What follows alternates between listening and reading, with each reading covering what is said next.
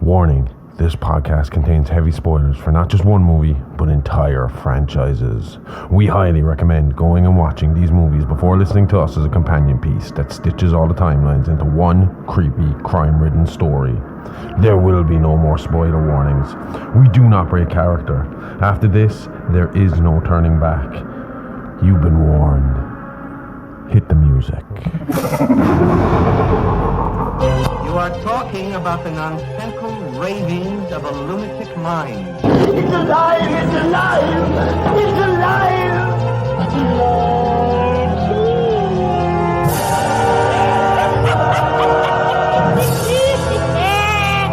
It's alive! It's alive! It's alive!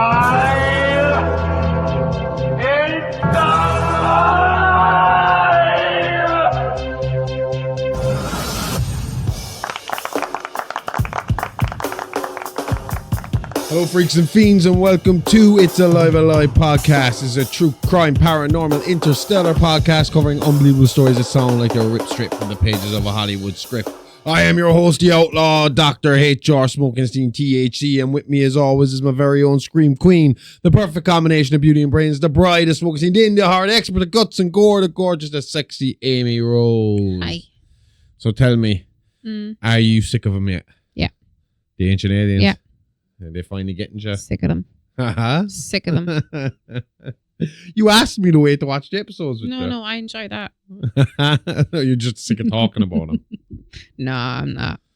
It's interesting stuff. It I is. mean, obviously there's huge jumps in logic when they're doing what they're doing.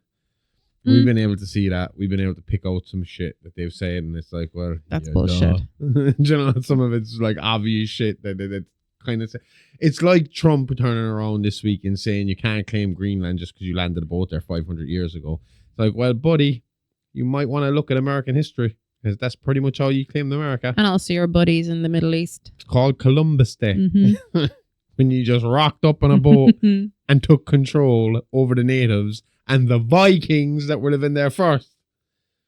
They were up in Canada, weren't they? But did they Newfoundland? not come in through America and then up to Canada? No, they got to Newfoundland from Greenland.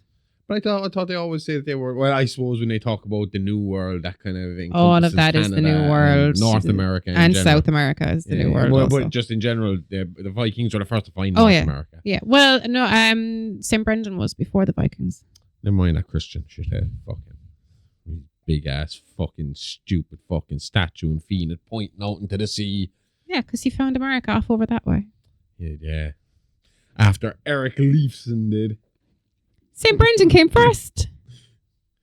When did you start fucking harping on about the Christians? I'm just saying, because he was Irish. Why not have an Irishman? Why not be like, go on the Irish? Because one Christian is as bad as another. Doesn't matter what fucking country or nation they're from. All right. I'm an equal opportunist hater of Christianity. Your grammar's good. So this week, right? So last week, I felt like we needed to dig a bit deeper into who the Andromedans are before we started this story. Because this story goes on for 2 weeks. This is a two-parter. This is part one. Yep. Because there's a lot in it. There is. A lot going on with the Andromedans. So we kind of profiled them, what they were up to, why they're here, what they want from us. Mm-hmm. Essentially, they just want us to be good and behave ourselves and act as a civilized Group. Yeah, pretty much. I mean, I did kind of say by the end of it, it does seem like they want us to be a bit more uniform, and I don't like that idea.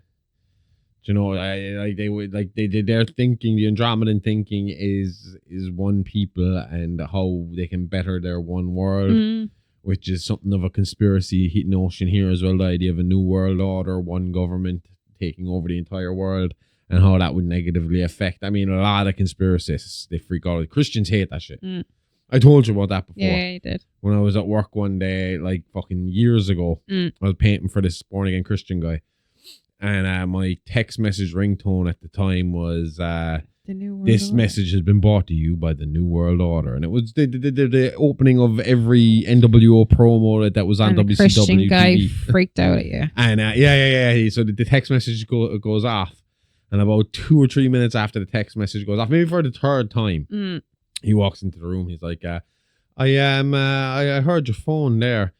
do you know what the New World Order is, Josh? And I was like, buddy, to me, it's Kevin Nash, Scott Hall, and Hulk Hogan. After that, I don't give a fuck. It's a wrestling team.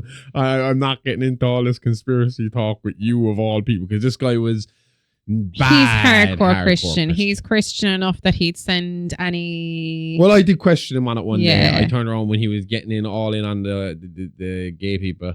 And I was like, buddy, what happens? I'm not going to say his name.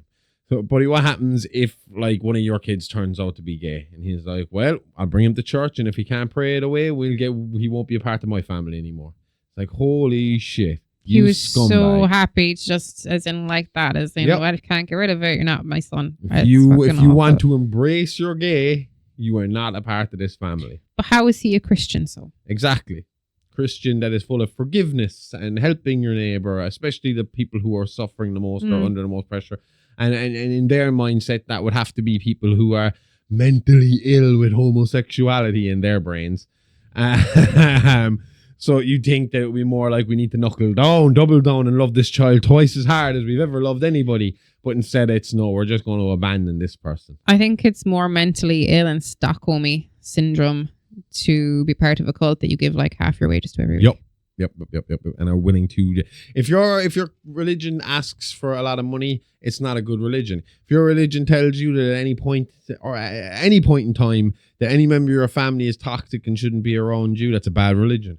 I mean, that's why we all hate Scientology. That's why we're not big fans of fucking those evangelical psychopaths in America. That's why we're not big fans of Mormons. That's why we're not. But big they'll all fans. point back to the fact that God told Abraham to kill his son, and Abraham was, no problem, about to sacrifice his son. And God was Abraham's like, an wait, idiot. whoa, this was a test. But I remember reading that in the Bible when I was like young, and I was like, that's an awful thing to do. Where did we see that done as a skit lately? I'm pretty sure it was the whole whoa, this is a test. Was it New Kids on the Block? Simon and Webb? Or was it the New Kids on the Block? The kids from the hall.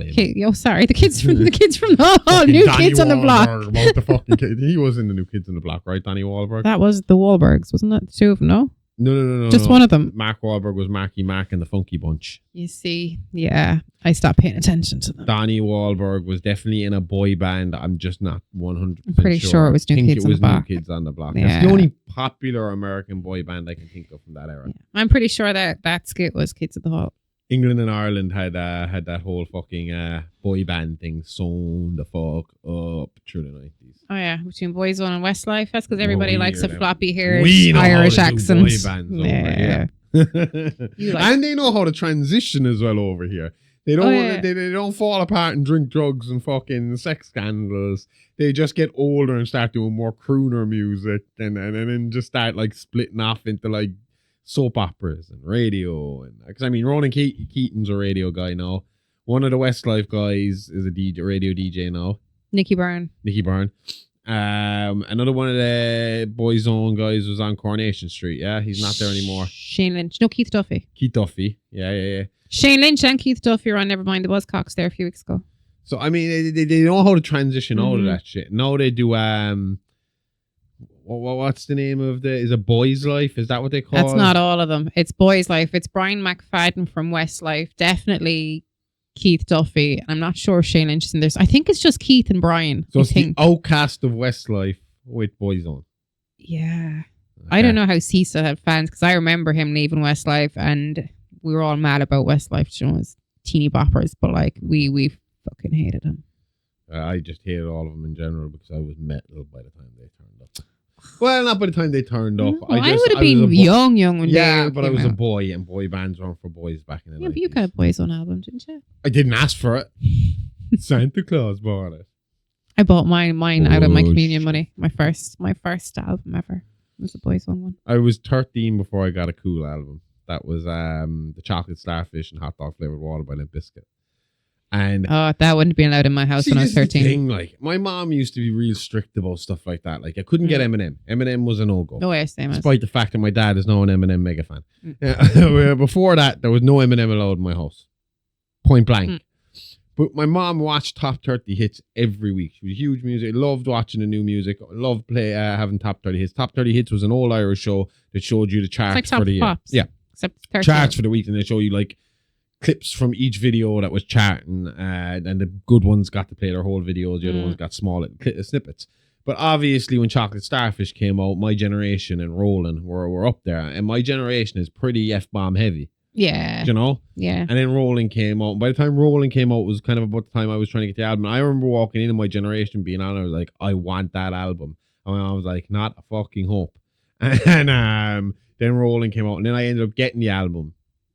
And she knew I had it. She had no problem with me having it. So she obviously knew what was on it. But I was afraid of my life to play that on a radio. It had to be in my Discman. Had to be with headphones. I didn't want her hearing any of it. See, my parents didn't mind the music. They got rid of the album covers I didn't like, or they didn't like on the sly, and I wasn't allowed to watch the Alanis Morissette video where she's all censored out. Or the Chocolate Balls one from South Park. Oh, I love that song. We used to be singing that around the house. Hey, everybody. See my balls, they're big and salty and brown. But do you know what that would have pissed me off the most there? What? Is the taking of the CD covers, because I'm so OCD about that shit. That would have driven me fucking bonkers. But that's why we have... When I broke a case... You'd buy a shit album to replace it. I would go out of my way to buy blank CDs. Put the blank CDs in the broken case, and then take the new case and take out all the artwork from the old case and put it into the new case. So that it was pristine, perfect. Yeah. Like once the middle started going in the CD case or anything, I changed the whole fucking thing. I think that's why I stopped not paying attention, but I had an Antichrist Superstar CD that just floated around because I went to Paris and I came back, and that's just sitting there with no album case. And I was like, where's my album case? And they were like, oh, I don't know. I was like, yeah. See, that's where our parents are different. What? My mom would have just stormed on into my room and said, not a fucking hope. Took it out. Boom, and walked right back out of But the the room. cover wasn't even that bad. But that's why that's still floating around in our sitting room in the drawer. Because I've got no cover for it. I remember Manson was also one of my most awkward musical fucking interactions with my father as well, because we were camping. We used to go camping every summer out to the Maharis. But it was close enough to our actual town that when the rain started, instead of sitting in a small caravan, all fucking five of us, this was before my little brother Joe was born, all five of us cramped into one little tiny caravan while it pissed rain outside. My parents would just be like, fuck this, let's go home. And it was a half an hour in the road. So we'd just jump in the car and go home. And I remember we came home that day, we stopped at the square, and I was like, I just want to run down to Roxy Records and pick up a CD.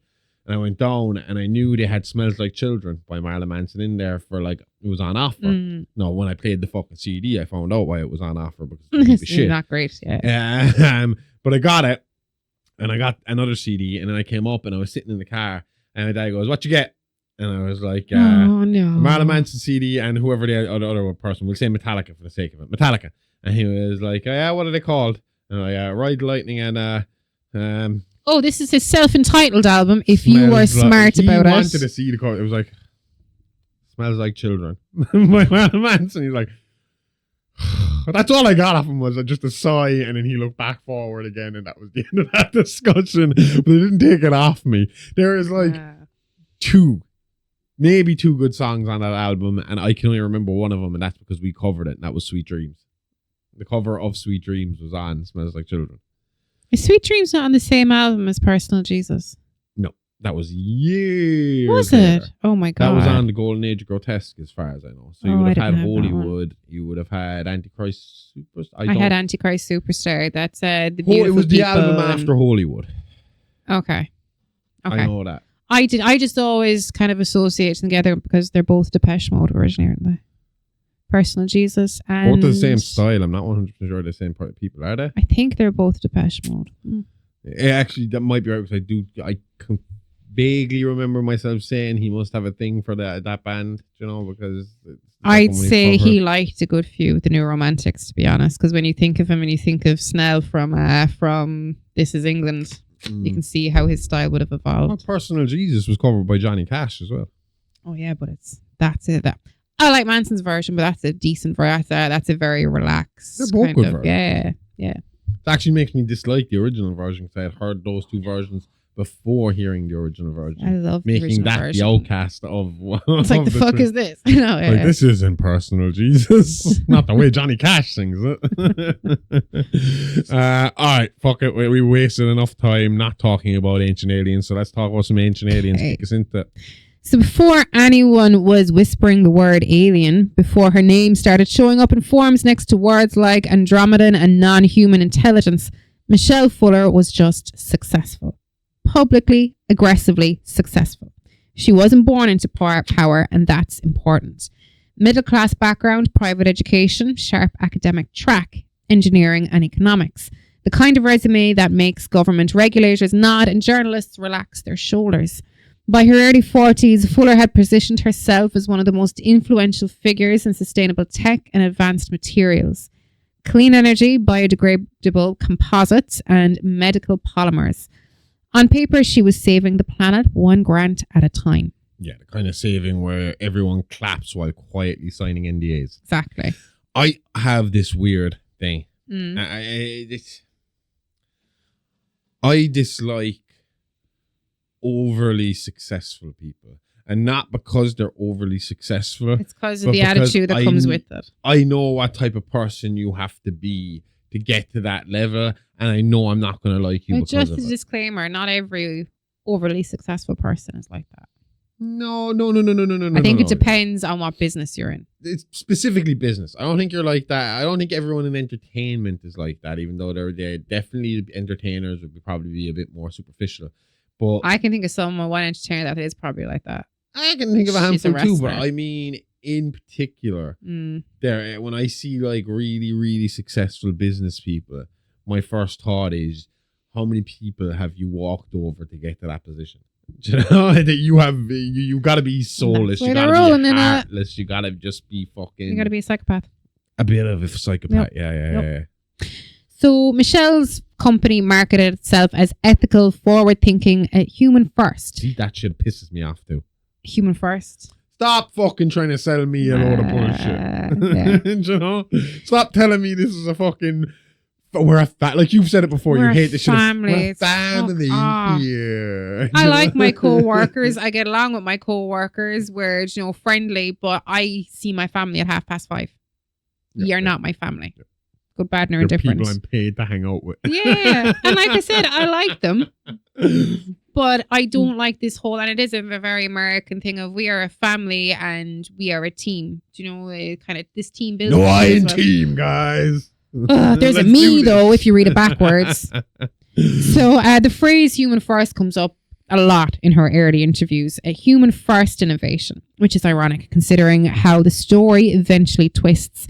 But at the time, Michelle Fuller was being praised by governments, courted by investors even, and held up as proof that capitalism could still wear a conscience. Whenever a corporation tells you it has a conscience, it's usually hiding the receipt for whatever it buried out back. Because that conscience is making them feel guilty. It's a load of shit. I do not trust big companies anymore. No. I think after working for a few big companies, it's just a case of you see how they work back in the background. It's like, it's the same reason I am not involved in professional wrestling anymore. I've been thinking about this week. Only this week it's been in my head. It was like, I suppose it's because of the amount of time and effort we put into this.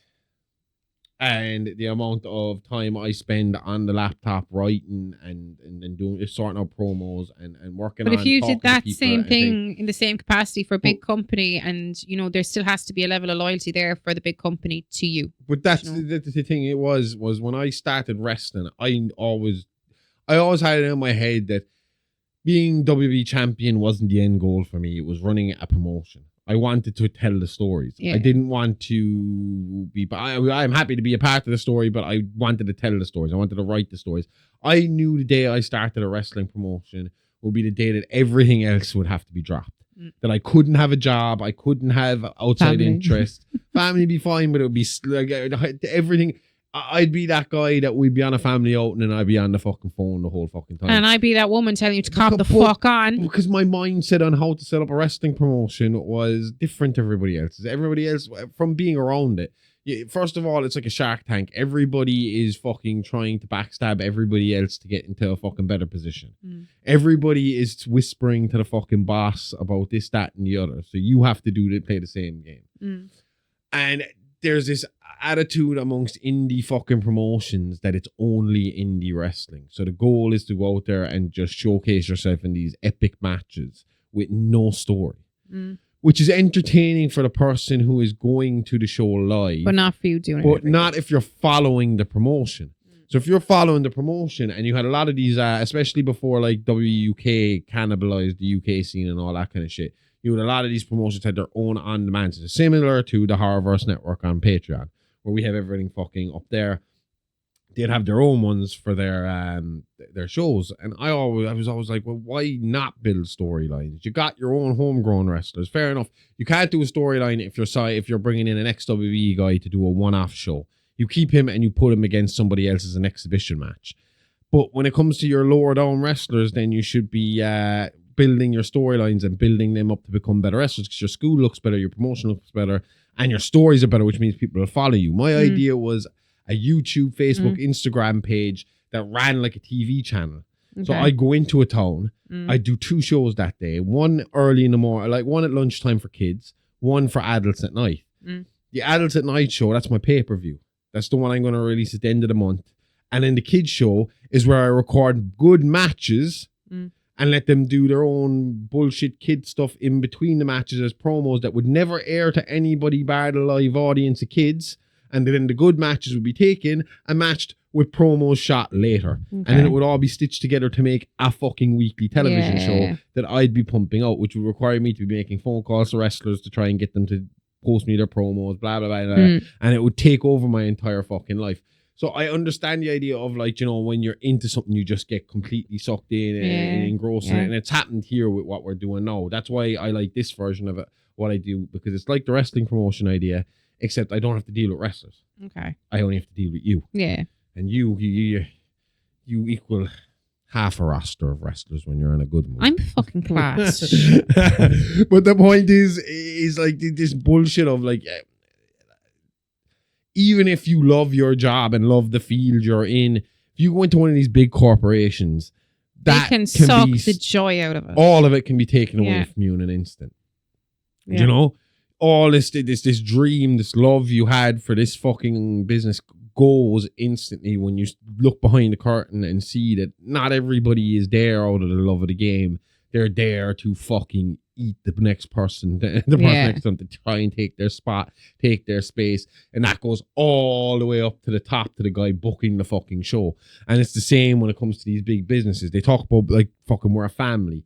Fucking human first, you know, we're worried about our workers first. And it's like, no, you're not. Because as soon as one of those workers turns around and says something you don't like, you'll nail them fucking so fucking hard into the ground, they'll never be seen again. Yeah, but they have to be seen to be worried about their workers, so that if anything happens and they're slapped with a lawsuit, that's what I'm saying. All smoke and mirrors bullshit. But I mean, there is a company in Ireland, I'm not going to name names just in case I get the wrong company, and like 2 of their employees over the last, I think you know the company as well, 2 of their employees over the last few years have killed themselves because of the pressure, because of the way the company was treating them. You know who I'm on about. Yeah. I'm not going to say it. No, neither am I. I'm not getting sued either.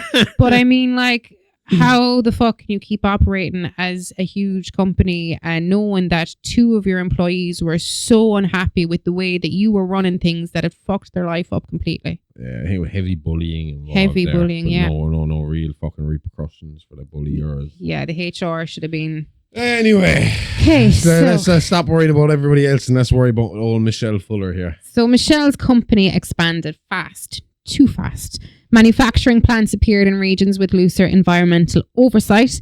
Experimental compounds were approved under provisional licenses. Workers signed health waivers that most people wouldn't bother reading until it was far too late. But none of this was illegal, and that's important too. It was all technically compliant. Technically compliant. It's a great defense. History's favorite fucking punchline. Yep. But never ever do. If you're working for a big company, I used to be a prick for doing this. They'd come to me at a company I used to work for, and they'd be like, "We need you to sign this." I'd be like, leave it there. I'll read it and I'll get it back to you. And then I'd walk off and start working again and say, we really need it signed quick. I was like, well, do you want to give me some time to read it right now? Oh, you And, never put your name on anything without Usually reading it. the answer, if they were really that desperate, was you can have 5 minutes and then put it down on the list and the sheet there, 5 minutes to do this, so we know what you were doing for that 5 minutes. I was like, yep, no problem. And then I'd read it. It's so fucking, that micromanagement pisses me off as well. Really fucking does. But that's it. Technically compliant. They just fuck it. Any way to cross the finish line. That's all these companies give a fuck about. That's it. So then came the reports. Isolated at first with respiratory illnesses, neurological symptoms, rare autoimmune conditions cropping up among workers in nearby residents. And the company responded quickly. Independent studies, press releases, reassurances that there was no casual link even. The correlation was being mistaken for causation. Which is corporate for please stop asking questions before a stock drop. Exactly. And for most people, that was enough. And the story faded. Michelle Fuller remained untouchable. And if anything, she became more insulated and less visible. She did fewer interviews. She did more private travel. She had more security. And to the public, that reads as caution. But to some researchers, it reads as withdrawal. Or containment, depending on how the tinfoil you're wearing this evening fits. Yeah. You know? What's clear is that Michelle Fuller wasn't a recluse and she wasn't careless. She understood risk, she understood perception, and she understood how narratives were built and dismantled, which makes what happens later so disturbing. Because when Teddy Gatz first noticed her name, it wasn't because she was famous. It was because her company's official explanation for one specific illness didn't sit right with him. And that explanation is about to ruin his and possibly her life. Yep. The controversy that drew Teddy Gatz into Michelle Fuller's orbit wasn't a headline. It wasn't trending. It didn't even make the news outside of a few local papers and medical journals that most people never read.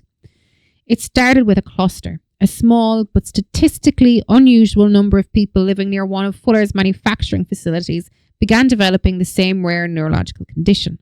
Tremors, memory degradation, motor issues, and in some cases, rapid cognitive decline. Doctors were baffled. Regulators were cautious, and Michelle Fuller's company was prepared. Prepared in a way a company is prepared when it's already hired the lawyers before the ambulance. Yep. You know, these fuckers knew. Yep. The official statement blamed naturally occurring environmental factors, and heavy metals were already present in the soil. Heavy metal has nothing to do with it. Genetic predisposition, lifestyle stressors, anything except the new materials being produced inside the facility. And on paper, the explanation held. Independent reviews found nothing conclusive. No smoking gun, no legal emissions. Case closed. Except for one thing. Yeah, the bodies didn't get the memo. One of the patients was Teddy Gatz's mother, and she had lived in the area for decades. She had no prior neurological issues, no family history, no occupational exposure. And yet, within months of the plant becoming operational, she began to deteriorate. Slowly at first, and then all at once. And that's the moment where Greece starts to look for a target. You know, this is where when you can't explain what's going on, it's natural for guys like Teddy Gatz to start fucking asking their own questions, especially when we get deeper into this now and we see what kind of mind he had to begin with. It explains a lot of how he fell down the rabbit. He didn't just fucking go down the rabbit hole. This fella fell head fucking first. Went, woo! Hit every rock on the way there down. Was a slide whistle and everything. He was dead. But it's baffling, like, you know, and poor old Sandy Gatz, she went downhill quick, and you know, especially when you're not working for them, then on top of it, that's gotta piss you off even fucking more. They just showed up in your fucking home, in your area, took over, and now your life is essentially done. Yep. So Teddy accepted the diagnosis initially, and he trusted the doctors, he trusted the paperwork, he trusted the assurances that this was tragic but random. But as her condition worsened, so did the inconsistencies. Medical records contradicted each other, and test results were delayed or quietly amended. Samples sent for analysis came back inconclusive far too often. And then there were the gag orders. Nothing screams, nothing to see here, like telling people they're legally not allowed to talk about it. Employees who had raised concerns suddenly stopped returning calls, and one whistleblower recanted entirely and disappeared from public view. A class action lawsuit collapsed before it ever reached discovery, and Michelle Fuller's company remained untouched. I never knew what a class action lawsuit was until a bunch of wrestlers got back to wrestling. Tried to bring one against the McMahons, against WWE for concussion protocols for not having them. They tried to, meaning they weren't able to?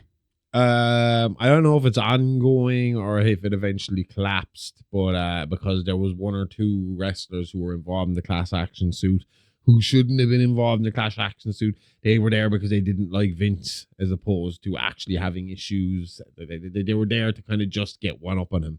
So when they were brought up onto the stand, that shit was brought out, and it was like, well, could they not just give them 2 words to shut them the fuck up, Chris Benoit? But that's where it all stemmed from. That's where it all started. And I mean, I would assume until this day, McMahon himself and the company word would be that they had nothing to do with Chris Benoit. That was all Chris Benoit's doing and Chris Benoit's mentality. Chris Benoit was a scumbag. Chris Benoit had a lot of concussions. Oh, but they don't believe it. They don't believe in the whole... Did they not do a CT scan of his post-mortem? Yeah. I was only listening to this on last podcast lately. Yeah. Last podcast, Ed had Chris Nowitzki on, and Chris himself was a WWE wrestler. He was a footballer who transitioned over to wrestling. I only remember him being there for a few years because he was only there for a few years. He ended up getting a concussion. He was talking about it. He was like, I remember it. He said, I remember. Who did he say fucking hit him in the head? He was in the ring with one of the Dudleys. He said he was in the ring with one of the Dudleys and he remembers taking a bit of a knocking his head off of something and then turning around to Bubba or Devon and saying, I can't remember the rest of the match. You're going to have to. Oh, that's where you know shit's getting dangerous. That'll lead me through it. Yeah. And eventually he went and got tested and realized career's over. I can't keep doing this. If I keep doing this, I'm going to be fucked. Like he said, to just put it in context, he was wrestling in the early 2000s and was gone before the 2010s. Like, I mean, mid 2000s was his time. He was gone by the time Benoit fucking killed his family, which was 2008. Okay. So he was there maybe 2003, 2004, 2005, that kind of time. And where was I going with this again? Oh, he had his concussion. Have I had a concussion? What's happened to my brain that I've just suddenly stopped? He was just saying, well, number one, he was saying it was the most dangerous time to be in WWE because he said it was the first time the internet was starting to rise up. So now, instead of hearing, like fans talk amongst themselves about, oh, that was so fake, suddenly it was worldwide in your face every morning you woke up and turned on your computer. There were people analyzing your matches and pointing out how fake certain spots looked. So suddenly chair shots became real. When you hit someone in the head with a chair, you hit them in the head with a chair. They didn't put their hands up to protect them anymore because the fans had clued into that the hands were going up to stop the chair shot and that it was hitting their hands, not their head, which was doing no damage at all. So now wrestlers were like, well, we need to up our reputation. Hands down, take the fucking shot to the head. And I know that they're really thin layers of metal, and because it makes it better. Repeatedly, it's going to be bad for you. And when the man weighs 270 fucking pounds of muscle is swinging that fucking chair at your head, sore. Fucking right, it's going to be sore. But he's a big component of there being an age block on sports that involve any type of touching. So as in you can't be too old, you can't be too young. Or you can't be too young. Like he believes that like American footballers, he believes like kids should be doing tag football. Oh my God, we lost our mind in primary school when they brought in tag rugby. We're like, yeah, want to do this. Rugby, he said, was another one. He was like, they should be like at minimum. He was like, at a stretch, he was like 14. He's like, I would prefer it to be 16. I can understand that. But he was like 14 below. He was like, you wouldn't walk up and crack your kid in the head at that age. No. You know, why are you letting them do a sport where they're doing it? So he's like, so I got out of it. He says, I watch football now for an analytic view. This is to sit there and try and do research. Now I can't enjoy it anymore. My kids don't do it. I push them towards non-contact sports, basketball, soccer. I think it's like taekwondo, because I don't think you actually physically make any real contact with anybody in taekwondo, or don't go for their But they head. do their scrum differently in rugby now as well, don't they? Oh yeah, it's all been Yeah, changed because of concussions. concussion I can't think protocol of and all the this kind of shit. letters for this. But for the concussion. How did we end up there? I'm not too sure. Oh, shitty companies. Yeah. Yeah. When it came to Benoit, they were pretty much. He said like I had to fight to try and get information from the WWE about this, and they still claim that it's not true. Them in the NFL. The NFL apparently paid off loads of people to make all CTE reports go missing.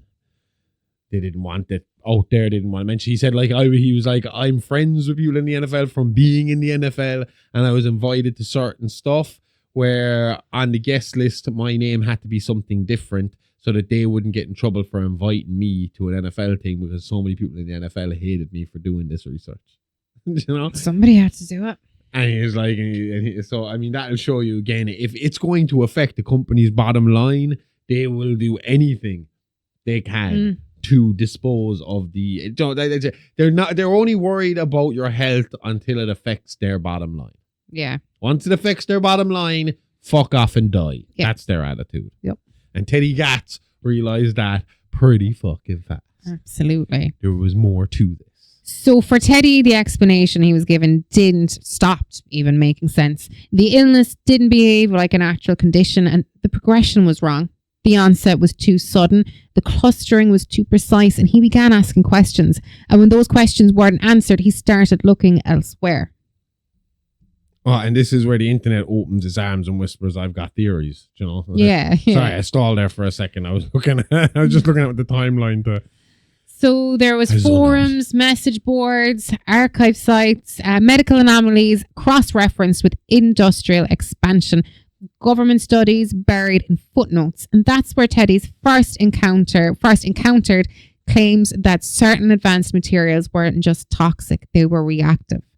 And that exposure didn't just harm the body, it changed it. Which is a hell of a leap, but grief doesn't walk, it sprints. Yep. And that's the other fucking thing here as well, is when you have this big issue and stuff like that and you're trying to hide it, the problem with hiding big fucking revelations about stuff that your company might have done is that small patches of information will keep seeping fucking through. And then when you got guys like with the mentality of Teddy Gatz, who's getting small little pieces of information from here and here and here, and those small bits of information are then filled out with opinions of other people, mixed with opinions of other people, mixed with opinions of other people.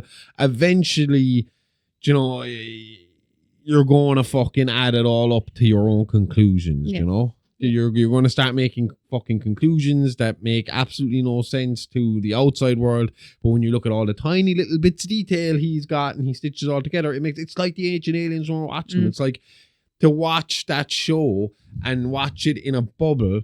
You listen to them and you'll be like, holy fuck, how has nobody told us this before? How did we not know that the aliens were here when we were building pyramids? It's always been the aliens.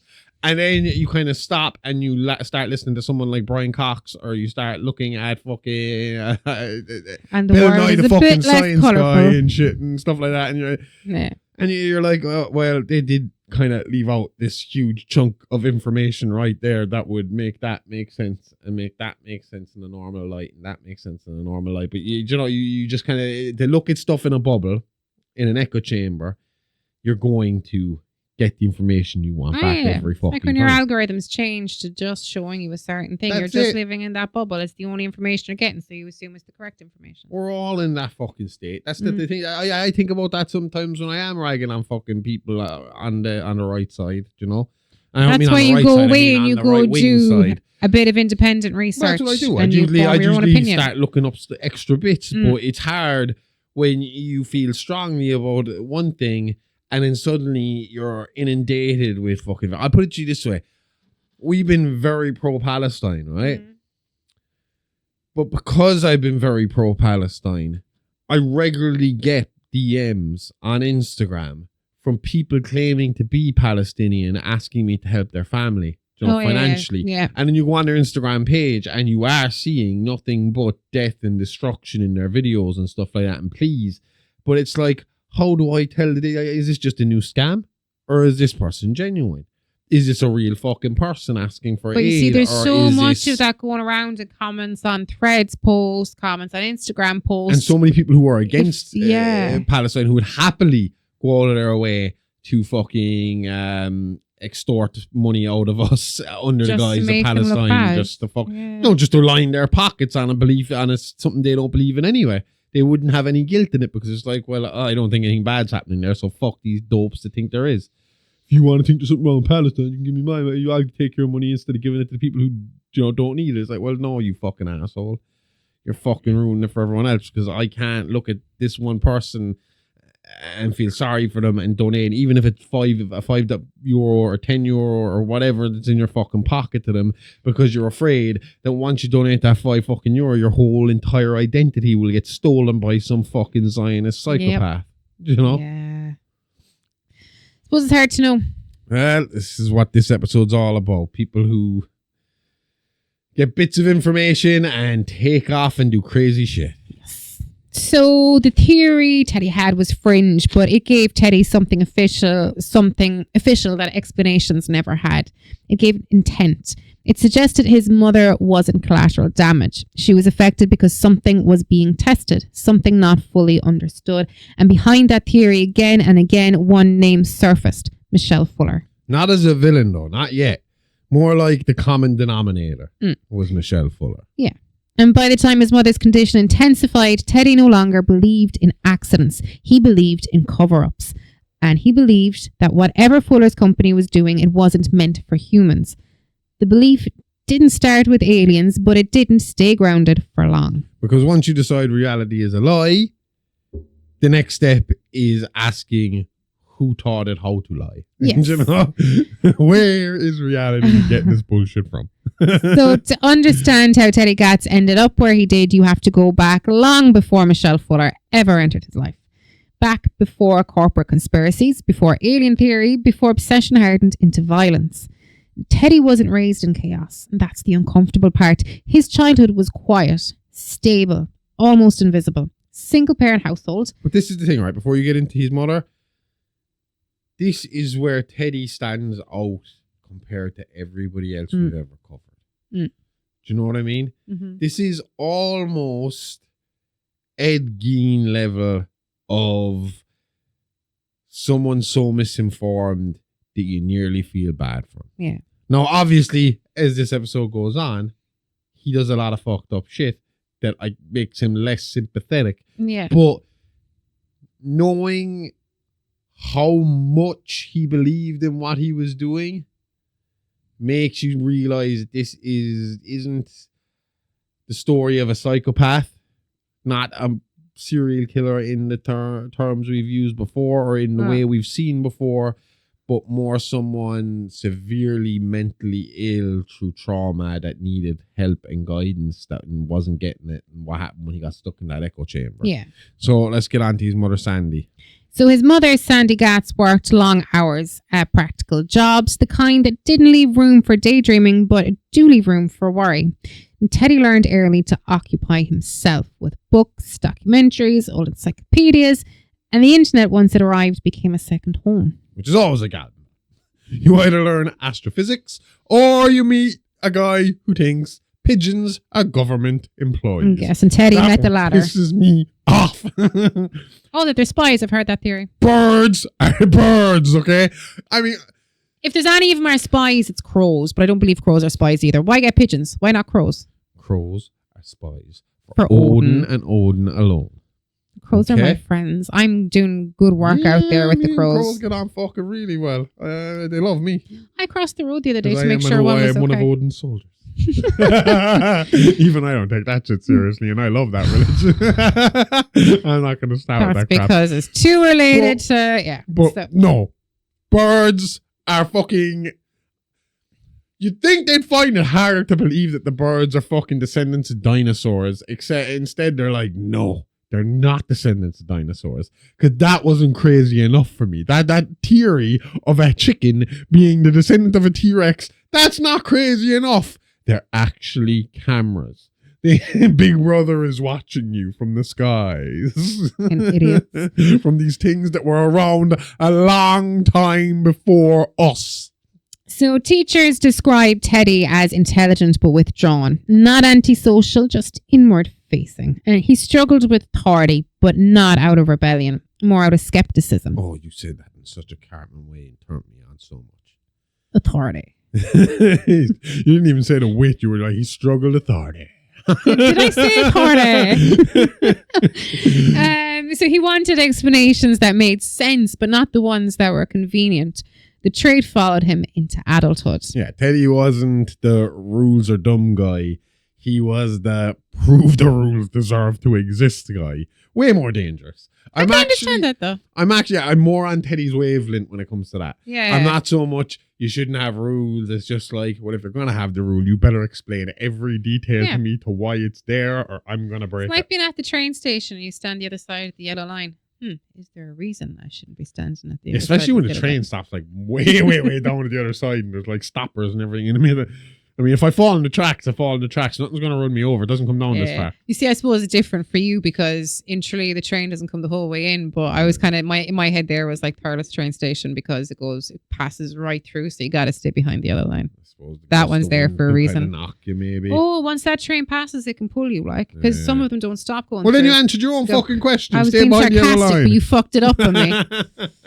So Teddy bounced between jobs. He did technical support, lab assistant work, data entry for research firms, always adjacent to science, but never fully inside it. And that frustrated him because Teddy believed he was capable of more, that the system filtered out people like him, people who asked the wrong questions. Or at least people who asked them too loudly. His personal life was minimal. No long-term friendships and very few close friends. Family was his anchor, especially his mother. And when Sandy became ill, Teddy's life narrowed.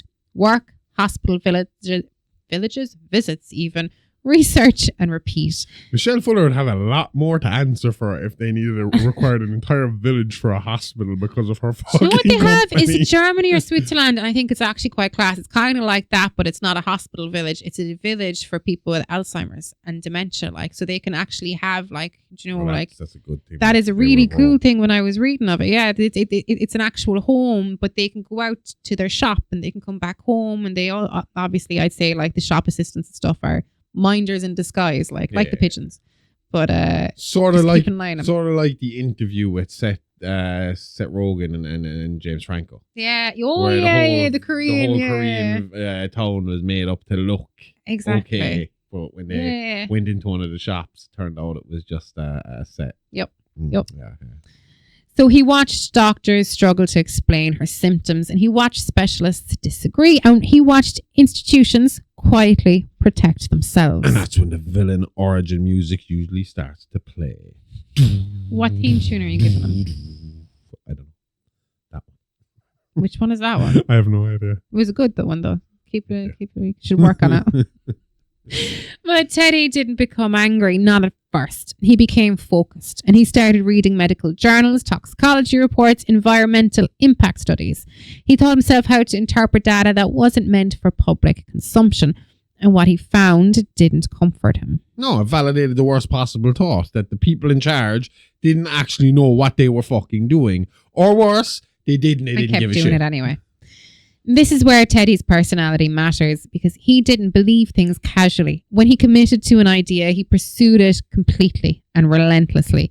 He didn't skim theories. He submerged himself in them. And that trait, which once made him a diligent learner, now made him vulnerable. Because the more answers he failed to find in official sources, the more attractive unofficial ones became. You know what Teddy would have been good at? Lying. Being a podcaster. Oh, yeah. Yeah. This sounds like my week. Become submerged in one topic. Get fucking right the fuck in there until it's all you can talk about. And then we talk about ancient aliens for a whole month. Yeah, I bet you were delighted when you found out this was a two-parter. Yeah, well, you're like, oh yeah, by the way, I'm making it a two-parter. Well, I was like, to be fair, what are we on about again here? To be fair, we're 50 minutes into this show and we're not even halfway through this script, so you're lucky I made this a two-parter. Hang on. In defense of this script, probably about 50% of the show has you been talking about wrestling. Which I'm used to. Which is something being with you for 12, 13 years, I am hey, happy anniversary. Oh, high five. Class. How many days late? We're 10 days late. Well, teenagers are lazy shits. Okay, anyway, I'm used to it for the last 12 years, but I don't know if the listeners are. So we should probably horror/wrestling multiverse. But this is what I'm saying. It takes over my something. I get submerged. I jump in. When I fall in love with something, I get fucking right in there. See, 13 fucking years I've been here. 13 years. Podcasting, I just kind of, I'm constantly building it. This is to show you how busy I've been building. Look at this. It's a roll plug. Yep. Left one on the desk. Is that the one you did a lot of shouting at last night over there? Maybe. Sure. I Okay. did more shouting on my computer. But yeah, just you fall for something, you get involved with something, you get this deep into something. I understand that. I understand getting submerged. Yeah. Because when you pull the thread, more threads start coming and you just keep pulling and pulling and pulling and pulling and pulling and pulling, and eventually it always leads back to aliens. Always. But the conspiracy theories don't ask for peer reviews as well. They just ask if you're angry enough to listen. So it's easy, again, to just get sucked into that fucking echo chamber, fucking whatever you want to call it, rabbit hole. It's just, they're there and they want you. Yep. So by the time Teddy first encountered ancient alien theory, he wasn't looking for wonder. He was looking for accountability. And someone had to be responsible for what was happening to his mother. Oh, thank God. This is where the two of us intersect. This is where we both take a different route down the four. We've come to a crossroads and I go a different direction to Teddy. Teddy's into this for accountability and seriousness, where I'm just here for the wonder, baby. For the aliens. I just want the wonder. Show me the wonder. So he's looking for some responsibility for his mother.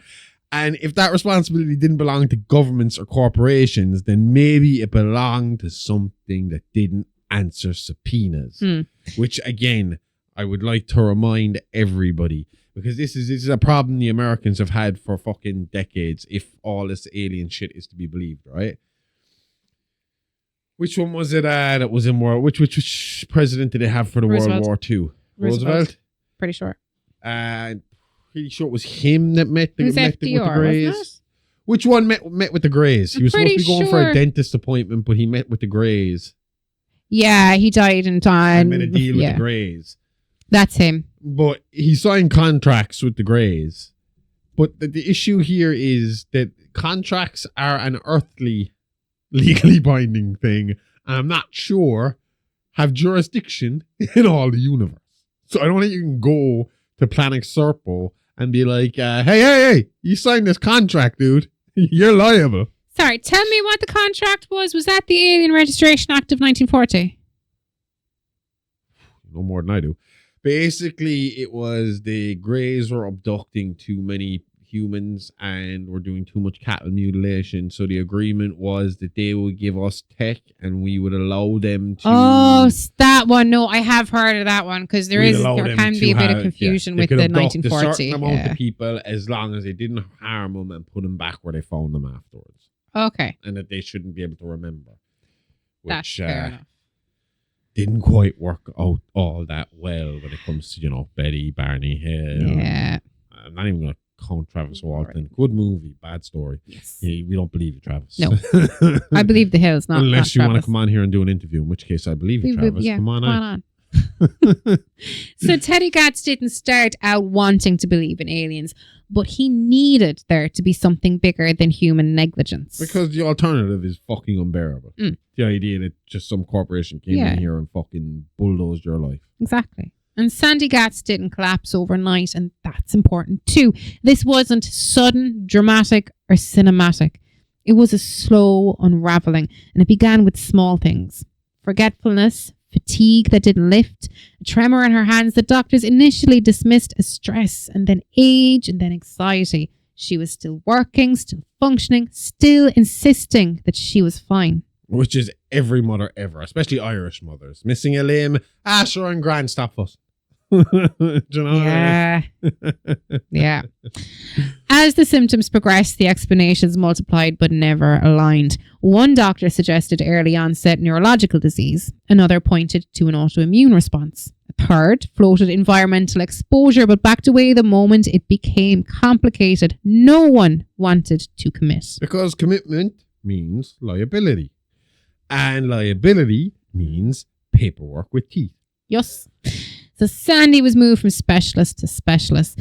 Tests were ordered, repeated, and quietly revised. Results came back borderline. Never alarming enough to trigger action. Never clean enough to offer peace. And all the while, Teddy was watching. He noticed patterns that others didn't seem interested in seeing. The timing, the geography, the similarity between Sandy's symptoms and those reported near Michelle Fuller's facility. And that's when coincidence starts feeling personal. The company eventually acknowledged the illness cluster publicly, but only to dismiss it. Their explanation was calm, rehearsed, and airtight. They claimed no link, no evidence, no cause for concern, and officially that was the end of it. But Teddy couldn't let it go. Because when your mother's hands are shaking while a press release says statistically insignificant, something inside you snaps. Oh, yeah, exactly. And he began compiling his own records with dates of exposure, medical appointments, changes in Sandy's condition mapped against production increases at the facility. At first, it was just a coping mechanism, a way to feel useful, to feel like he was doing something. But then he found the first inconsistency. Yeah, the gateway drug of obsession. As you said, once you pull that thread. So one compound listed as non-reactive showed up repeatedly in internal safety documents, always flagged, but never explained, always marked for further review. That compound didn't appear in public reports. Teddy assumed it was an oversight, and then he assumed it was deliberate. That's the moment where curiosity crosses into suspicion and starts renting space in your fucking head. Do you know? From there, everything became evidence. Every delay, every redaction, every polite non-answer reinforced the idea that something was being hidden. And here's the crucial moment. Teddy didn't leap straight away to aliens. His first lie was smaller than that. He convinced himself that Sandy's illness wasn't accidental. Not we screwed up, but we knew. Exactly. He believed she was exposed on purpose, that the materials were being tested in real-world conditions, that human bodies were part of the research, and this belief gave his suffering structure. It gave him someone to blame. And once you decide someone meant to hurt you, everything they do looks like proof. Once you got that hate for somebody, there's no will going pick at back. everything. Yeah. From that point on, every explanation that didn't include intent felt dishonest. Every denial felt rehearsed, and every expert felt compromised. Teddy stopped asking doctors questions and he started asking the internet, "Oh, buddy, am I sick, Mr. Google? Yeah, you're dying." Yeah, it's pretty much like asking a crowd in a burning building who lit the match. I have to be so sick because I'm really bad for that. I like see the first. I'll Google my symptoms, but I see the first where but as in I know that it's most likely not the worst ones. You know, like but when I first have leprosy again. This is the third time this week, Amy. I'm never that bad. Fucking hell, reoccurring. But I mean, see, this is why I keep fucking. I know people are afraid of their life of AI. Yeah. People are terrified of ChatGPT, but this is what I love about ChatGPT. My ChatGPT calms me down. If you understand what ChatGPT is, and that it's not just something making stuff up and handing it to you. It collates the internet. It Googles for you. Yeah, and it brings you all your relevant information, so you don't have to go into this page and that page and this page. And it learns your personality so they can explain it to you in the best way possible to you. I will say you just have to be careful with it because you don't want to end up like Kim Kardashian. I felt so bad for her. She failed the bar exam because she used AI to help her study.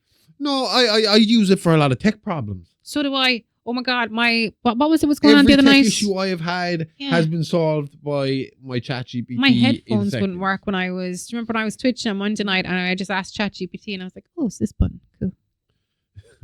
And I'm twitching ChatGPT. It's okay, Amy. I'll check. I'll check WebMD again for you. When I was streaming. Christ, but tech wise, I mean, like that's what I primarily use it for. Yeah. Like, I have a fucking technical issue. I can't figure it out myself. Here's all the symptoms. Here's all the variables. Can you fucking tell me what's what? And it's like, well, it could be a few things. Imagine if you came back and said no. This is the most common, at least with most common to uncommon reasons. Let's work our way through it. See, if Teddy had fucking ChatGPT at the time, he'd have figured out all this alien shit long time ago. Exactly. When Teddy didn't abandon science, he reframed it. Peer review became censorship. Official consensus became collusion. And slowly, almost imperceptibly, the idea formed that whatever caused Sandy's illness wasn't just danger. It wasn't human. Because if humans did this knowingly, then humanity itself becomes the problem. Mm. And that's a door Teddy was about to walk straight through. This was the first lie Teddy had to tell himself. You know, that there was a hidden hand. Mm. That someone or something was conducting an experiment using people like his mother. Once that idea took hold, it didn't matter what truth was anymore. It only mattered what fit. Yes. I mean, to be honest with you, that's what... Last night we were watching Ancient Aliens, and the thought that came into my head was, watching Ancient Aliens is like watching a bunch of guys with puzzle pieces who refuse to put Jam them in. They'll pick up a piece, they'll refuse to admit that they don't know where it fits, and they'll just start squeezing it into one of the other spots that it shouldn't be in. Do you know? Yep. So once Teddy stopped trusting institutions, he didn't drift aimlessly. He went looking for patterns. And the internet, for all its noise, is very good at giving patterns to people who need them. At first, his searches were still grounded. Toxicology, environmental negligence, corporate cover-ups. Case studies where companies buried harm under technical language and time. But every search led him sideways. Footnotes pointed to forums, and forums pointed him to archives.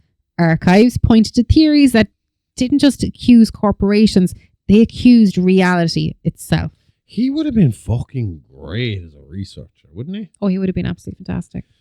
So this is all the algorithmic equivalent of wandering into a pub and accidentally joining a cult, basically, is what it's like. What Teddy is done here. But if he was, if you aimed him, he's like a gun. If you aimed him in the right direction, you'd get results. Oh yeah. But you're just fucking. He's firing randomly all over the place and hoping for the best, like a stormtrooper. That's where Teddy first encountered ancient alien theory. Not as entertainment, not as spectacle, as an explanation framework. Claims that humanity's development didn't follow a natural curve.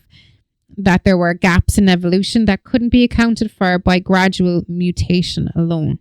He read about multiple hominid species existing simultaneously, about sudden cognitive leaps, and about missing links that never quite fit. Which is like telling a guy whose house is burning down that maybe fire is a conscious being with opinions. But also, we covered all this last week. Yeah. Do you know? Sure I mean, it does make me question some stuff. I mean, you know, when they talk about that, like the idea, I didn't realize that fucking that model of evolution was actually various different types of us. I just thought that's how we evolved from this to this. I didn't realize that these were also like these Neanderthals were running around with fucking other types that were. I think we listed like 5 of them last week. Yep. And the idea that we did make such quick leaps. Our brain grew so fast and our consciousness grew so fast, and that they even real scientists outside of the ancient alien guys have this thing of, well, where's the missing link? We have a missing link here. Something's missing. You know, even they agree there's a missing link. Oh yeah. Yeah. No, they do agree, but they don't think that it was aliens. Not yet, they don't. Not yet, they don't. But it's the thing, again, we've talked about this a million times. Yeah, if you went back 10, 20 years ago, they wouldn't. But nowadays, a lot more of them are willing to turn on and say, well, this universe is fucking massive, man. It would be a miracle if there wasn't more of us out there, you know? Yeah. It's just the method of reaching each other is pretty difficult. We're pretty far away. Yeah, but there's no one missing link either because they keep finding more steps in the evolutionary I see you looking at that pattern. chart again. Because no, it wasn't the chart. I'm not a traitor. I think I'm just more. I do believe that. I mean, we're not the only people here, but I don't Well, believe. we are the only people here. Oh, in this room, yeah. But I mean, like the only species in the universe is what I meant. On this world, probably. Well, no, We're not the only universe. species on this world. We're the only human species, or humanoid species, or hominid species, or whatever the fuck you want to call them. So then came the Andromedans, accounts of human and non-human entities arriving thousands of years ago, being described as tall, symmetrical, neurologically advanced, not conquerors, not saviors, but engineers. The theory claimed that they didn't create humanity from nothing. They modified what was already here, accelerated it, and shaped it. It's funny because we talked about engineer type aliens on an early episode. We do. Not an early episode, maybe an episode from maybe a year and a half back called Horrorverse Aliens. Aliens of the Horrorverse. More, I'd say. It was part one when we were Yeah. talking about xenomorphs, because there's a belief that the xenomorph alien was created by engineers who were tall. I don't know about symmetrical, but they were good looking fellas. With human... They were on DNA. your list last week of Oh, no, yeah, the engineers are. But I'm aliens you saying- would. So, I mean, I'm saying the xenomorphs, that they're human DNA, yeah? No? when we talked about xenomorphs and we looked into it, it was a case of they have their xenomorph DNA, but it'll morph and mix with host DNA. With the host. So whatever So you have, the like, face dog hugger morphs. gets on and gets in, that little xenomorph that hatches inside of you has mixed with your DNA. So yeah, if the face hugger hits a dog, it's coming out as a dog xenomorph. If it hits you, it's coming out as Amy xenomorph. Put pink hair. And Amy Moore. Sexy xenomorph. You know what I mean? It'll come out as a human xenomorph. Okay, so yeah, it does depend on what it meshes with. It depends on what the incubator is for the xenomorph to decide what way it will come out. So, For the term host to incubator. well, that's what the host body is, isn't it? It's incubating the fucking little That's what a xenomorph. woman while it is grows. technically for 9 months, but it's still not an incubator. Yeah. So according to what you just said here with these ancient aliens, we're not God's children. We're just a software update that keeps crashing. Oh, absolutely. Yeah. And for Teddy, this was the first theory that explained everything at once. Why corporations were experimenting with materials they didn't fully understand. Why human bodies reacted so unpredictably. Why certain illnesses didn't behave like known diseases. And if humanity was altered, then perhaps we were still compatible. Or incompatible, which is a much scarier thought. Oh, yeah. Teddy began mapping ancient myths alongside modern events. Flood stories, sky beings, knowledge descending from the heavens. Reset myths where humanity was wiped out and restarted. He didn't see religion, he saw record keeping. Which is a bold move when your bedtime reading includes Sumerian tablets and Reddit threads. Ooh, could he speak Sumerian, or do you think they were translated? I don't know. He seems like the kind of man who would have been Go like, out of his way I to need to fucking- make this authentic. I need to learn this language. I need to So be I able can to. be an expert on it. Yeah. I really know what I'm talking about before I take the next step, which Yeah. we'll get into the next step soon, and it's a pretty big step. Whew. So here's where his thinking changed fundamentally. If humanity was an experiment, then Sandy's illness wasn't a failure of safety. It was a reaction. Like a body rejecting an organ transplant, essentially. Teddy had started to believe that certain technologies were interacted with something deeper in human biology, something inherited, something not entirely ours. And that meant Michelle Fuller's company wasn't just reckless, it was dangerous on a species-wide level. Which is a hell of a conclusion to reach while sleep deprived and grieving. Oh, yeah. So from there, Teddy stopped consuming information passively. He started cataloging, cross-referencing, and building timelines. He treated conspiracy theory the way an academic treats a thesis, gathering sources, eliminating contradictions, reframing outliers as suppressed data. Yeah. You know, he's taking it really serious. That's the scary part here. He didn't sound crazy to himself. He sounded thorough. Yeah. And as his confidence grew, so did his isolation. His friends drifted away, his colleagues stopped engaging, conversations became lectures. And we all know guys like that. Oh boy, do we. Questions became accusations, and men like that. Teddy didn't notice. He believed he was seeing what others refused to look at. Which is the most seductive feeling on earth, or apparently off it. Oh, yeah. So by the time Teddy accepted the idea that non-human intelligence had influenced humanity's evolution, he had already accepted something far more dangerous, that human suffering could be justified. Because experiments have casualties, always have. And once suffering becomes data, the line between research and cruelty disappears entirely. Teddy Gatz didn't fall down the rabbit hole all at once. He climbed down it carefully, and by the time he looked up, the light was gone. Really, I said earlier he fell down head first. Well, fair enough. All at once. How can you? I might just leave my head up there. It'd be fine. So there's a moment in every conspiracy story where belief stops being enough. Where reading, watching, connecting dots just doesn't scratch the itch anymore. For Teddy Gatz, that moment came quietly. No breakdown, no manifesto, just a decision. Yeah. And if the truth was being hidden, then waiting for proof meant waiting forever. And Teddy didn't want answers someday. He wanted verification now. And in his mind, there was only one place left to look, the human body, which is always where this goes wrong.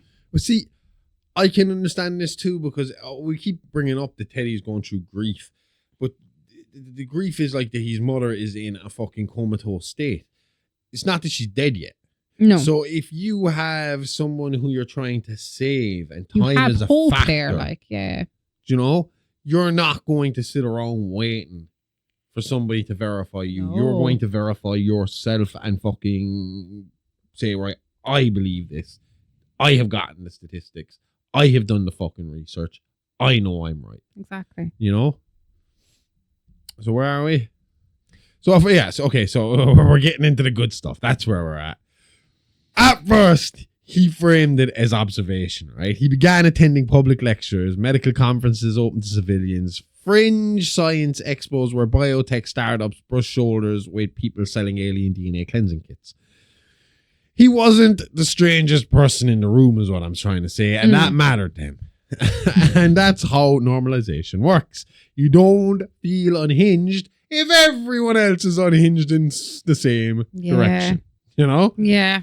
Teddy starts documenting physical traits, like you said, height ratios, facial symmetry, reaction times, immune anomalies. He collected case studies of people with rare conditions and reframed them as markers of hybridization. Anything unexplained became evidence, and anything explained became suspicious. Okay. So Or as young people say, sus. Oh, good job being I'm young. 13 now. 13-year-old You relationship. got a dab as well. Teenager. What is it? I've forgotten how they do it. Oh, that's it. They haven't done it in a while. I know we're going they back to haven't done it. 2016 Do and all you that. remember they used to keep T-posing? And Ryan would be like, I'm T-posing you. So Park did a whole episode on this. Called Fate Healing. That's Fate Healing. Oh, so is that what that was based on? T-posing? They had that in they had the plank posing. Do you remember that? Oh yeah, I've got loads of pictures of me on Facebook. Amy, really? No, but it was I did it on a mantelpiece. That was hard. And then on a sidewalk. So before we were going out, you were running around doing stuff I was laughing at. Way before we were going out. I was like fresh out of fresh out of the home, basically. Like, so that's what a bit of fresh freedom off the did. boat. I didn't go drinking booze or boozing. I went planking. So Teddy developed what he called exclusion logic. I've never felt silly about that until just now. Thank you very much. I'm sure you look very cool doing it. Oh my God, I'll show you. I had my little baker boy hat on and oh my God, I'll show you. I knew that was going to put your head down. So if most... It's been a good 13 years. Well done. Who gets the house? If most humans responded one way to chemicals, radiation, or illness, then anyone who didn't was statistically interesting, potentially altered, potentially non-human. That's not research. That's predation wearing a lab coat. His notebook changed tone around this time, right? So less speculation, more procedure. Diagrams of nervous systems, notes of anesthesia, lists of tools with prices beside them. This wasn't fantasy anymore. It was preparation, and still nobody stopped them. Well, because nobody really fucking knew. Well, yeah. And because from the outside, Teddy looked like a harmless obsessive. A guy who talked too much about aliens at parties. A grieving son chasing answers, and no one saw the pivot. The moment curiosity becomes entitlement. His first subjects weren't chosen randomly. Teddy believed Andromedan influence would present subtly. People who blended in, people whose differences were dismissed as quirks. He targeted the isolated, the undocumented, the forgotten, people whose absence wouldn't ripple. Yeah. And that's always the test run. Not because they're less human, but because society already treats them that way. Teddy justified it by telling himself he wasn't killing people. He was revealing them, which is a sentence every monster eventually says out loud. Yeah, the dissections are methodical, clinical. He documented everything. Tissue reactions, blood consistency, neural density. He found nothing that would convince a medical professional, but Teddy wasn't looking for peer review. Yeah. Every failure hardened his resolve. And if the evidence wasn't obvious, then the hybrids were better designed than he thought. More advanced, more hidden. And so the logic escalates. Pretty much. If you didn't find aliens in the first body, you didn't go far enough. It's not a... See, this is what I've always said about conspiracy theory. You can prove a conspiracy theory right, but you can never, ever prove it wrong. No. Because no matter how you try to prove it, or no matter what logic is handed to the person who believes in the conspiracy theory, they will have a reason for why that is wrong, or why it is misinformation, or why it is being given to me from a bad source who wants that conspiracy stayed hidden. Oh, yeah. You know, so it's impossible. Definitely. But the problem here wasn't the theory, it was the sample size. Exactly. That's when serial killers stop you being impulsive and start being systematic. Teddy began refining his criteria. Intelligence, corporate proximity, people connected to industries working with advanced materials. In his mind, Andromedans wouldn't hide among the powerless forever. They'd embed themselves where control already existed. Which brings us dangerously close to Michelle Fuller's orbit, even if Teddy didn't know it yet. And by this point, Teddy no longer questioned whether he was right. He questioned whether he was being thorough enough. And once you believe that, anything you do in the name of truth feels justified. Yeah. And the rabbit hole didn't just swallow Teddy Gatz, it gave him a job. And he clocked in fucking willingly. That he did. So before Teddy ever convinced himself that Michelle Fuller was an Andromedan, there were others. Not experiments, not test runs, but people. According to Teddy's own notes, interviews recovered after his death and fragments of research shared inside closed conspiracy circles, there were 6 confirmed victims tied to his so-called Andromedan verification program. 6 people he believed were not human, and 6 people no one came looking for. In the end, you want to know how many he actually believed out of the 6 were Andromedans? 2. 2.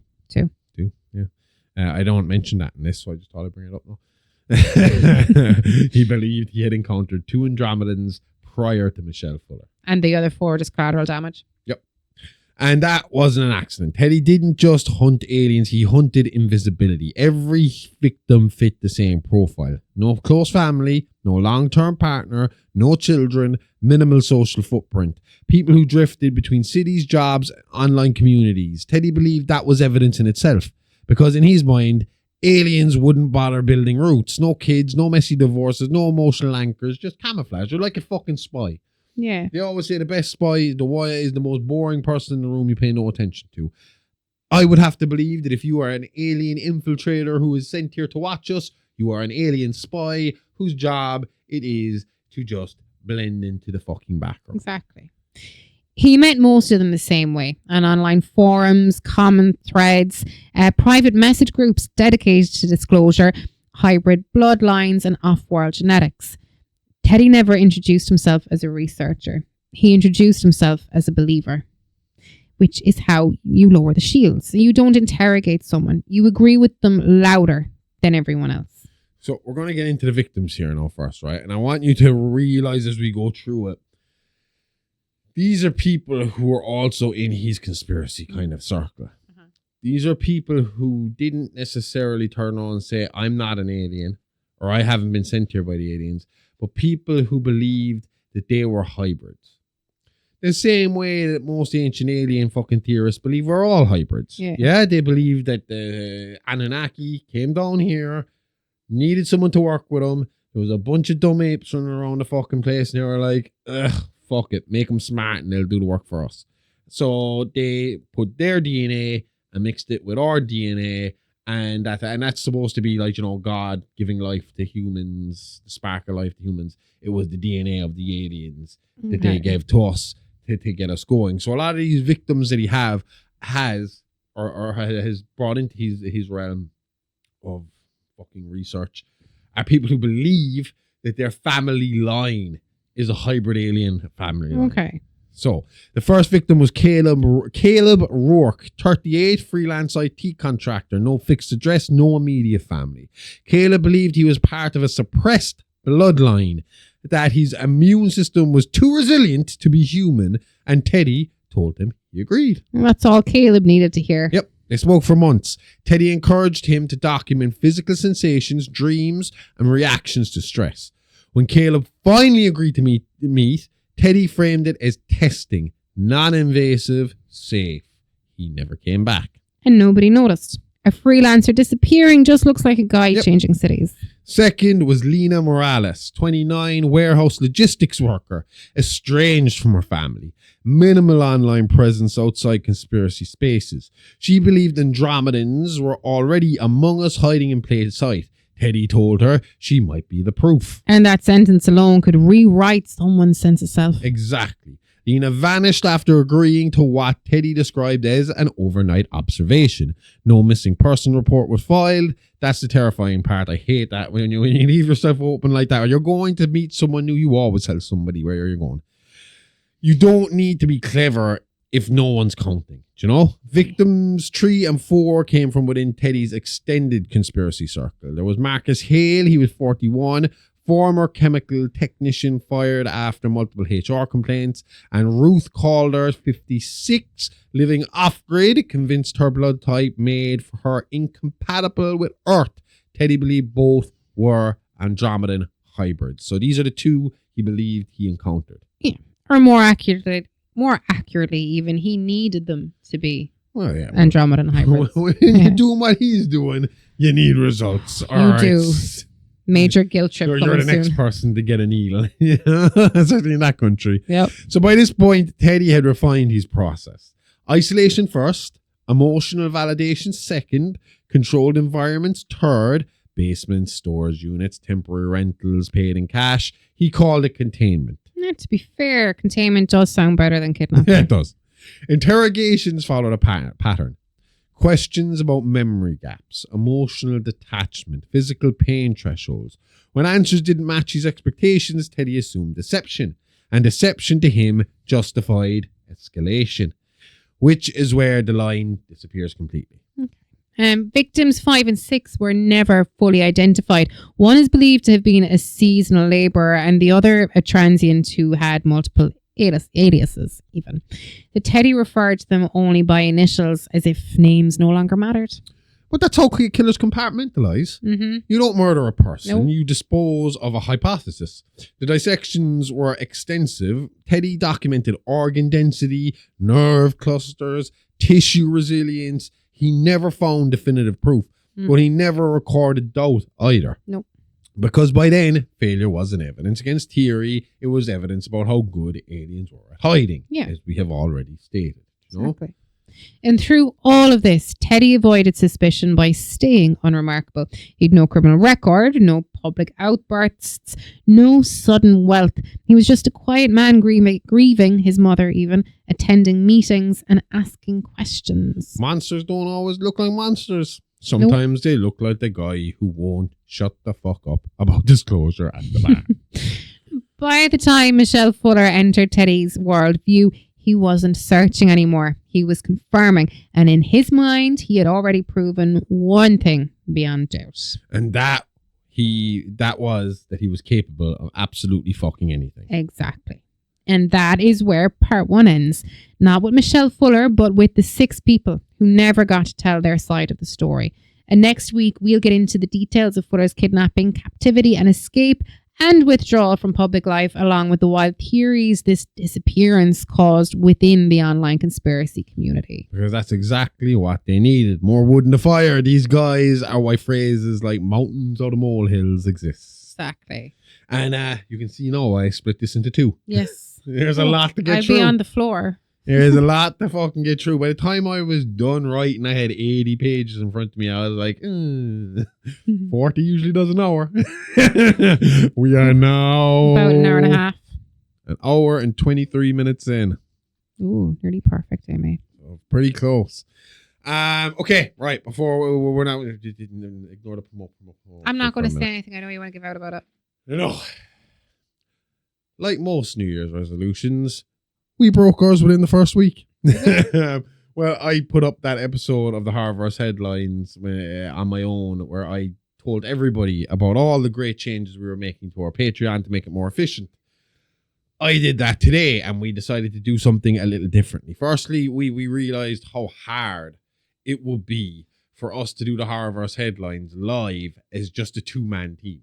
You know, there's just you and me here and we're behind the desk and we're already running everything else around us. So trying to do everything live on top of that was going to cause a lot of stress. So we abandoned that idea and decided to keep our videos going up free and keep them as is. So It's Alive podcast, Horrorverse Headlines podcast will be available free to everybody on Patreon, on Spotify, on Google, YouTube, blah, blah, blah, blah. You know all the fucking places every week, Wednesday and Friday, right? Mm-hmm. It's a live action, Playing with Bones, Celebrity Rap Sheet are on our €5 tier.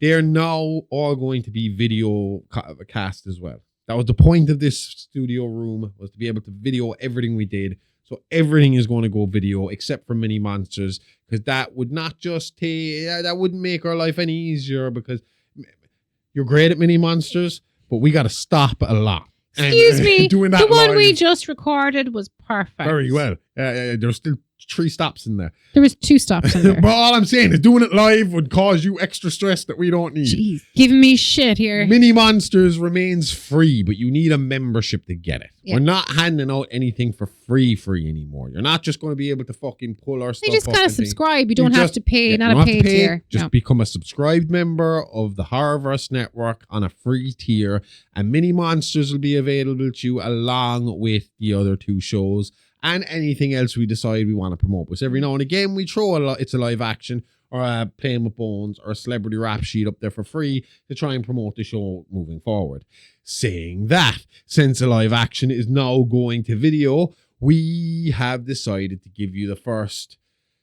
How many episodes are we on now with It's a Live action? I think there's 20-something there. There is 38 episodes. 38. They are now free on our free tier. So when you sign up and you sign up to the Horrorverse Network on a free tier, you get Mini Monsters every Monday.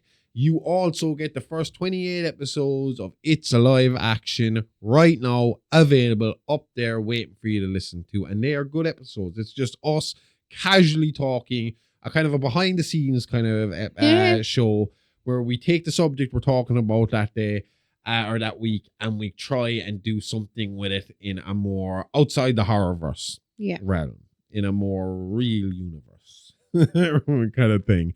This week, for instance, we will be talking about this week, not today, not this Thursday, but next Thursday when we do part 2 of this, we'll be talking about all the different alien species that man has catalogued. Okay. Like reptilians, greys, Nordics. Have you heard of Skyfish? I have heard of Skyfish. Skyfish, we'll be doing Skyfish. We're even doing Bigfoot as an alien, so that'd be interesting. No, Bigfoot is from an alternative dimension. Little green men.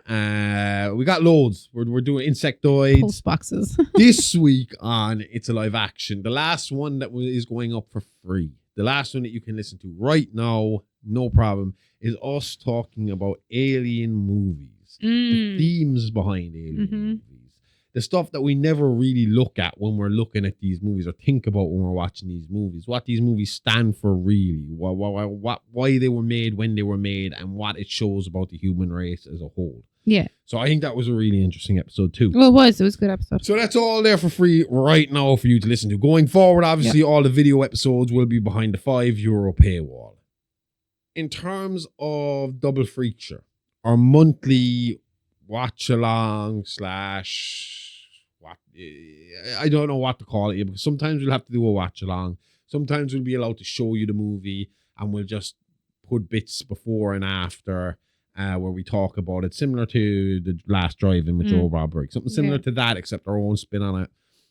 We're calling out to people who make fan-made movies, people who make student movies, indie filmmakers who want your films shown, to reach out to us. We'll reach out to a few of you too.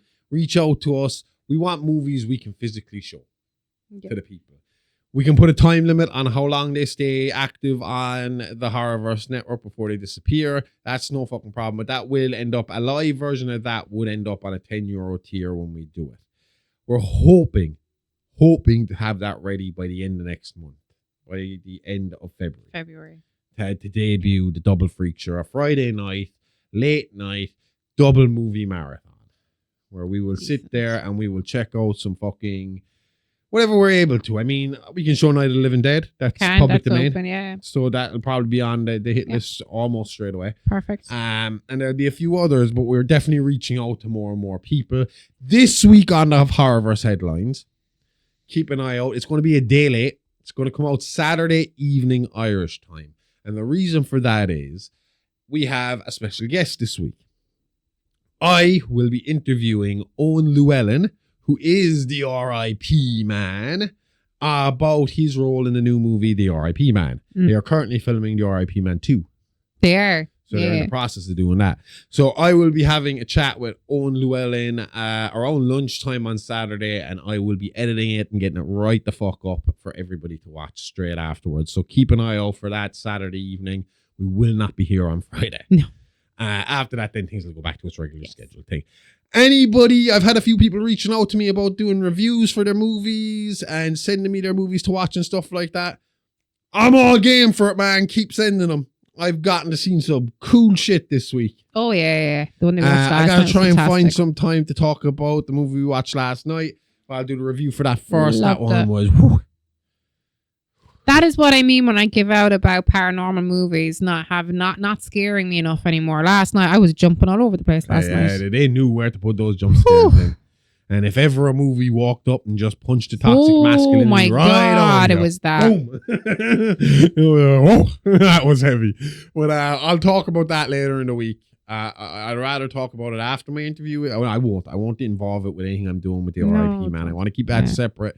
So I'll probably get the review for that up on Instagram pretty early next week and discuss it on the Horrorverse headlines next week when you're back with me. Yes. That's it.